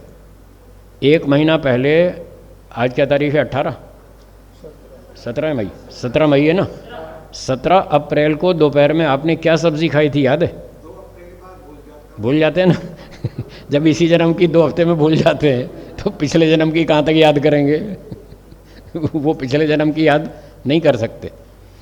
मंत्र ये कह रहा है, ठहरिए मुझे पूरी बात करने दीजिए, आप बैठिए। मंत्र ये कह रहा है कि मन एक ऐसा ऑर्गन है, एक ऐसा पुर्जा है जिससे आप भूतकाल की बातें याद कर सकते हैं, सारी नहीं, कुछ कुछ याद कर सकते हैं, जितनी पॉसिबल है उतनी याद कर सकते हैं। और वर्तमान की तो हम मन के द्वारा सब देख ही रहे हैं, सुन रहे हैं, देख रहे हैं, खा रहे हैं, पी रहे हैं, जो भी वर्तमान के काम हो रहे हैं वो भी मन की सहायता से हो रहे हैं। मन जब तक हमें सहयोग नहीं देगा हम वर्तमान में कुछ देख नहीं सकते, सुन नहीं सकते। इंद्रियां मन के सहयोग के बिना काम नहीं करती, तो वर्तमान में भी मन का सहयोग ले रहे हैं। और भविष्य की भी कुछ बातों को आप मन की सहायता से जान सकते हैं, सारी नहीं। कल सुबह सूर्य उदय होगा या नहीं होगा? कल टुमारो सूर्य उदय होगा या नहीं? अब देखो, भविष्य की बात है, आपने जान ली। कैसे जान ली? मन से ही तो जाने। कल भी होगा, परसों भी होगा, रोज़ होगा, ऐसी बातें आप जान सकते हैं। लेकिन 2 महीने बाद आप क्या करेंगे, मैं क्या करूँगा, वो नहीं जानते आप। कोई ज्योतिषी नहीं जानता, ये सब बेवकूफ़ बना रहे लोगों को। ये हस्तरेखा, भविष्यफल, सब पागलपन है, सब लूट रहे हैं। जनता बेचारी समझती नहीं, ये जनता की भोलेपन का लाभ उठा रहे हैं। उस ज्योतिषी को अपना तो पता नहीं मेरा क्या होने वाला है, वो आपका क्या बताएगा? वो तोता लेके बैठा रहता है सड़क पे सारे दिन, 20 साल से बैठा है, सबकी किस्मत बताता है, उसको अपनी किस्मत का पता नहीं है क्या? उसकी किस्मत में यही लिखा है तुम तोता लेके बैठे रहोगे 50 साल तक। यही लिखा है। भाई तुम दूसरों की किस्मत सुधार रहे हो, अपनी सुधार लो ना। अपनी क्यों नहीं सुधारते? बड़े बड़े ज्योतिषियों के घर में डकैती हो गई, चोरी हो गई उज्जैन में, जो हिंदुस्तान के सबसे बड़े माने हुए ज्योतिषी थे, टॉप लेवल के, उनके घर में रात को डकैती हो गई। सब कपड़े, सोना चांदी सब उठा ले गए, चोर डाकू आए, उनको बेहोश कर दिया, सब ले गए निकाल के। फिर सुबह उठ के देखा हम तो लुंगी बनियान में बैठे, कुछ भी नहीं है हमारे पास, क्या हुआ? फिर भागे भागे पुलिस स्टेशन गए, और पुलिस स्टेशन जाके बोले साहब हमारी रिपोर्ट लिखो, हमारे यहाँ रात को डकैती हो गई। थानेदार ने कहा अच्छा, तुम दूसरों को बताते हो कल तुम्हारे यहाँ ये होने वाला है, परसों ये होने वाला है, तुमको पता नहीं चला तुम्हारे यहाँ क्या होने वाला है? कहाँ गई तुम्हारी ज्योतिष? तुम अपनी डकैती को क्यों नहीं जान पाए? अच्छा चलो, हो गया सो हो गया। अपनी ज्योतिष विद्या से कम इतना तो बता दो, चोर किस दिशा में गए, हम जाके पकड़ लाएं, इतना तो बता दो। बेचारे इतना भी नहीं बता पाए, सर नीचे करके वापस घर लौटाए, उनकी रिपोर्ट तक नहीं लिखी पुलिस वालों ने। तो ये सब मूर्खता की बातें हैं। भविष्य की सारी बातें कोई नहीं जानता, व्यक्ति खुद भी नहीं जानता, और वो ज्योतिषी तो क्या जानेगा। अच्छा मान लीजिए आप एक पिक्चर देखने जा रहे हैं, कोई अच्छी पिक्चर है, आपके दोस्त ने बताया जाओ देख कर आओ, बहुत बढ़िया फिल्म है। आपने कहा ठीक है, और जाने से पहले उसने आपको स्टोरी सुनानी शुरू की। अगर वो पूरी स्टोरी सुना दे तो आपको फिल्म देखने में मज़ा आएगा? नहीं आएगा ना। आप कहेंगे चुप चुप चुप, मैं खुद जाके देख के आऊँगा, तू पूरी स्टोरी मत सुना, नहीं तो फिर मुझे मज़ा नहीं आएगा देखने में। अब एक फिल्म की स्टोरी आप पूरी नहीं सुनना चाहते, पहले से खुद देखना चाहते हैं। जब खुद देखेंगे तो ज़्यादा मज़ा आएगा। और आप अपने फ्यूचर की स्टोरी सारी पहले सुन लेना चाहते हैं। अगर आपको फ्यूचर की सारी स्टोरी ज्योतिषी पहले बता दे तो आपकी लाइफ में क्या मज़ा रहेगा? आपको तो हर बात पता है कि कल ये होने वाला है, परसों ये होने वाला है, तो आप तो बोर हो जाएंगे लाइफ से। इसलिए भविष्य की बात मत सुनिए, कोई बताता हो तो भी मत सुनिए। जैसे आप फिल्म की स्टोरी नहीं सुनना चाहते, आप खुद जाके देखना चाहते हैं, तो जीवन का आनंद तभी होगा जब कल अगला पन्ना खुलेगा, देखते हैं क्या होगा, अच्छा होगा बुरा होगा, जो होगा तब की तब देखी जाएगी। ऐसे सोचने से आपको, ऐसे जीने से जीवन का आनंद आएगा, जीने का ढंग अच्छा लगेगा। हाँ जी बोलिए, कौन पूछ रहे हैं, बोलिए। कमज़ोर हो जाएगा, आदमी जीना नहीं चाहेगा, सुसाइड कर लेगा। कितने लोग तो आत्महत्या कर लेंगे। जी बोलिए बोलिए। स्वामी जी, योग दर्शन में तो ऐसा है, अगर योगी चाहे तो एक जब समाधि की व्यवस्था होती है, संप्रज्ञात समाधि, असंप्रज्ञात समाधि, तो वहाँ एक लेवल पे जाकर के वो अपने पूर्व जन्मों को जान सकता है अगर वो चाहे। वो झूठ है, वो मिलावट है। पूर्व जाति ज्ञानम संस्कार साक्षात करणात् पूर्व जाति ज्ञानम, तीसरे पाद का 18वां सूत्र है। ये सब मिलावटी है। जी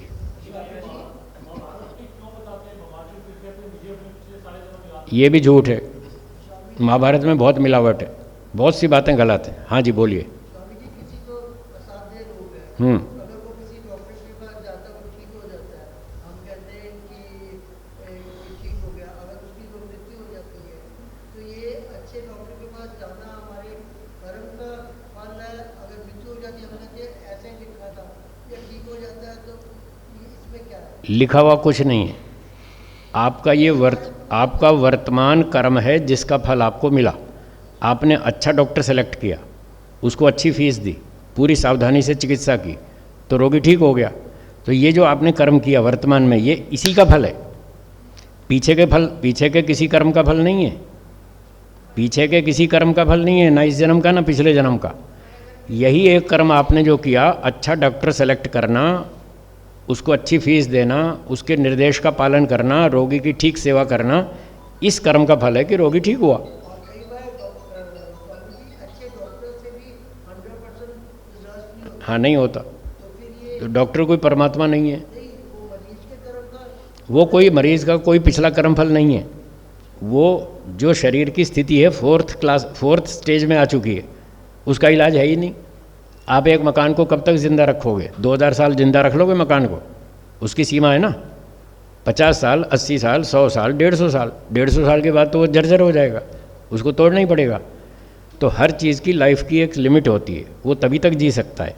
जब रोगी की लाइफ की लिमिट पूरी हो गई तो कोई भी डॉक्टर हो, परमात्मा हो, वो भी ठीक नहीं कर सकता। कई बार जो छोटी उम्र में डेथ हो जाती है, छोटी में, ऐसी बीमारी हाँ छोटी उम्र में डेथ हो जाती है। वो बीमारी को देखना पड़ेगा, क्या बीमारी है, कहाँ से आई, क्यों आई, जीन्स में आई या इन्फेक्शन से हुई, वो सारा केस स्टडी करना पड़ेगा। उसके बाद बता सकते हैं ये कर्मफल है या अन्याय।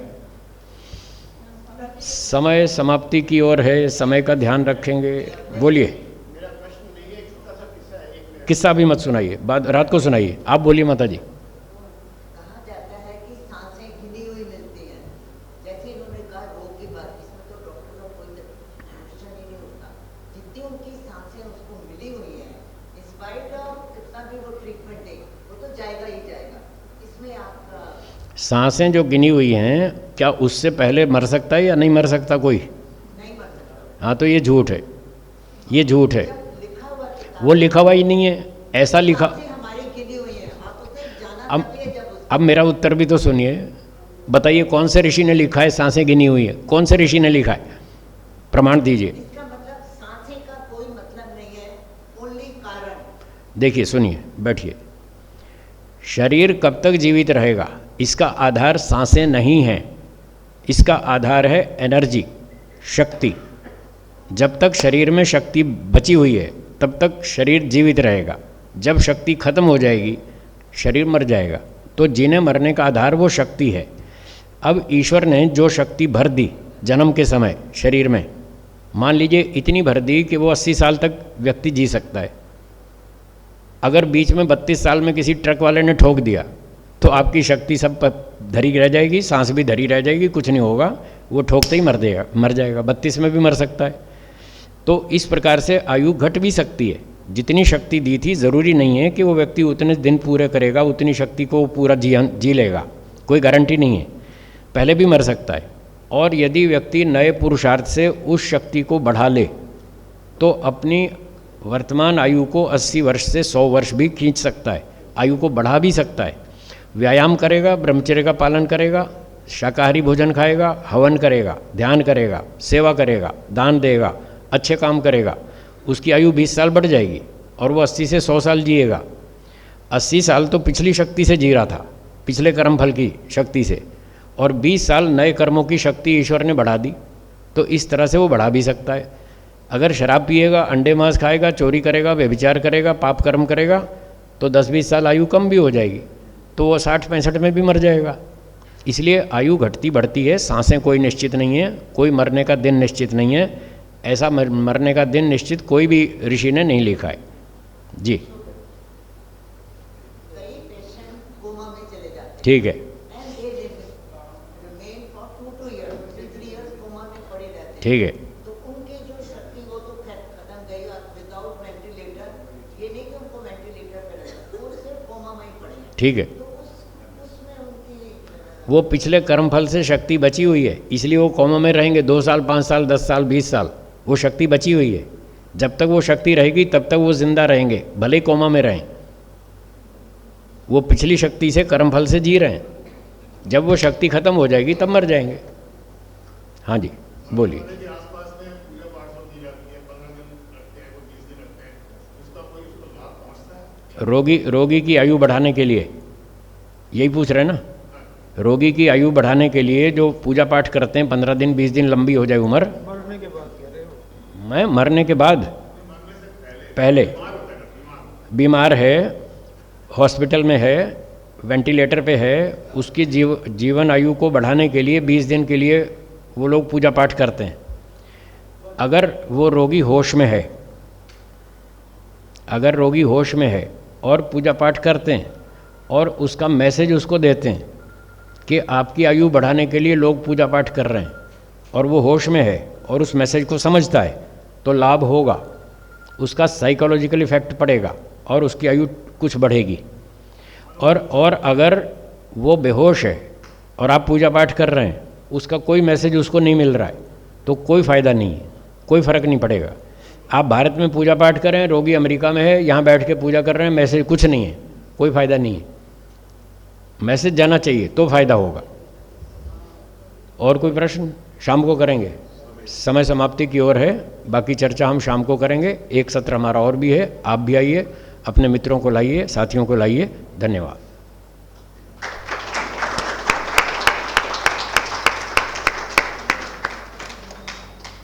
मैं अब अनुरोध करूंगा आचार्य वीरेंद्र विक्रम जी से कि स्वामी जी के आज के प्रवचन के विषय में भी हमें कुछ बताएं और साथ ही उनका धन्यवाद करें। उपस्थित भद्र पुरुषों, वंदनीय मातृशक्ति, आज का जो विषय है ये बहुत वैसे तो जटिल विषय माना जाता है मुक्ति का, क्योंकि मुक्ति को अधिकांश लोग जो अपनी अपनी कल्पनाएं हैं उनके आधार पर बहुत प्रकार से उसको चित्रित करते हैं, पर स्वामी जी महाराज ने जो उसका वैदिक स्वरूप है, यानी कि महर्षि ने भी वहाँ लिखा कि संकल्प मात्र शरीर होता है, जैसा वो संकल्प करता है उसी के अनुरूप ये भौतिक शरीर नहीं होता और भौतिकता का कोई संसर्ग भी नहीं होता, पर संकल्प मात्र शरीर से, जैसे लिखा स्पर्शन त्वक भवति, अगर वो स्पर्श करना चाहता है तो उसे जैसे त्वचा में स्पर्श की शक्ति होती है वो शक्ति उसको प्राप्त हो जाती है। तो इसलिए वो मुक्ति में सब संकल्प मात्र से सुखों को भोगता है, संकल्प मात्र से गति भी करता है। तो ये सारी बातें विस्तार में प्रश्नोत्तरों के माध्यम से भी स्वामी जी ने आपको स्पष्ट की हैं। और ये एक बड़ी बात है कि उससे पहले थोड़ा जीवन मुक्त तो होना पड़ता है, मतलब एकदम मुक्ति में डायरेक्ट नहीं जा सकते। पहले शरीर में रहते हुए सारी आसक्तियों से मुक्त होकर के, जैसे 5 क्लेशों की बात स्वामी जी ने कही कि जब तक वो 5 क्लेश बने हुए हैं, अविद्या, अस्मिता, राग, द्वेष, अभिनिवेश, तो तब तक अगर देह भी छूट जाएगा तो मुक्ति नहीं होगी। अभी तो शमशान में लोग कपाल क्रिया करते हैं। हम कई लोगों को कहते हैं, बोले जी कपाल क्रिया होगी, मैंने कहा नहीं होगी, कई बार जाना पड़ता है। तो वो कहते हैं कि फिर मुक्ति कैसे होगी? लोगों ने मुक्ति को कपाल क्रिया से की। बांस जब तक, और वो इतना बीभत्स दृश्य होता है, परिजन दुखी हैं, पीड़ित हैं, और वो वहां उस समय पंडित कहते हैं कि भाई खोपड़ी में ये बांस मारो, मतलब खोपड़ी बांस के द्वारा। एक बार एक महिला हिंडन पर मैंने देखा, गाजियाबाद का एक कार्य था, महिला बेहोश होकर के गिर गई जब वो बांस खोपड़ी में मारा। और इस तरह से तो ये कुछ इस तरह की चीजें अविद्या में, भ्रांति में चल रही हैं, जिनका ना हमारे शास्त्रों से कोई संबंध है, ना अध्यात्म से कोई संबंध है। तो स्वामी जी ने इन सारी बातों का पुरजोर खंडन किया है और स्पष्ट रूप से हमारी धारणाओं को बिल्कुल जैसे कोई भी किसी प्रकार का संदेह था उसको निवृत्त करके हमारी धारणाओं को प्रबल और पुष्ट किया है। मैं स्वामी जी का बहुत हार्दिक आभार व्यक्त करता हूँ। आज का जो प्रसाद है वो हलवे का प्रसाद श्रीमती उषा मारवा जी की ओर से है, और छाछ का जो प्रसाद है वो श्री विनोद चोपड़ा जी और श्रीमती सुमन चोपड़ा जी की ओर से है। मैं उनका भी हार्दिक धन्यवाद करता हूं। वर्मा जी। आचार्य जी आपका बहुत बहुत धन्यवाद। जैसा कि स्वामी जी ने स्वयं बताया कि हमारे इस वार्षिक उत्सव के अंतिम दिन का अंतिम सत्र आज सायं शाम को है, और वो शाम का जो सत्र है वो 6:30 बजे से आरंभ होगा। आप सभी से अनुरोध है कि आप स्वयं भी आएं और अपने मित्रों और दूसरे साथियों को भी लेके आएं। और आज के जो अंतिम सत्र का प्रवचन का विषय है वो विषय है वैदिक कर्मफल व्यवस्था। तो आप सभी से अनुरोध है कि आप अधिक से अधिक संख्या में शाम को आएं और शाम जी। और क्योंकि आज वार्षिक उत्सव का अंतिम सत्र है तो आपको स्वामी जी स्वयं प्रसाद देंगे और आशीर्वाद भी देंगे। सभी जो भी जो आशीर्वाद और प्रसाद लेना चाहते हैं वो अवश्य समय पर आएं शाम को। और आज इस समय प्रसाद की व्यवस्था लाइब्रेरी में है, जैसा कि आचार्य जी ने बनाया। तो इस सभा के बाद में आप सभी प्रसाद लेके जाएंगे। शांति पाठ करें। शांति पाठ करेंगे। ओम द्यौः शान्तिरन्तरिक्षं शांति पृथिवी शान्तिरापः शान्तिरोषधयः शान्तिः वनस्पतयः शान्तिर्विश्वे वाह शान्तिर्ब्रह्म शान्ति सर्वं शान्ति शान्तिरेव शान्ति सामा शान्तिरेधि। ओम शान्ति शान्ति शान्ति। जो बोले सो अभय। जगत गुरु महर्षि दयानंद की जय। मर्यादा पुरुषोत्तम श्री रामचंद्र की जय। योगीराज भगवान श्री कृष्ण की जय। वेद की ज्योति जलती रहे, ओम का झंडा ऊंचा रहे, आर्य समाज अमर रहे। प्रणव ध्वनि।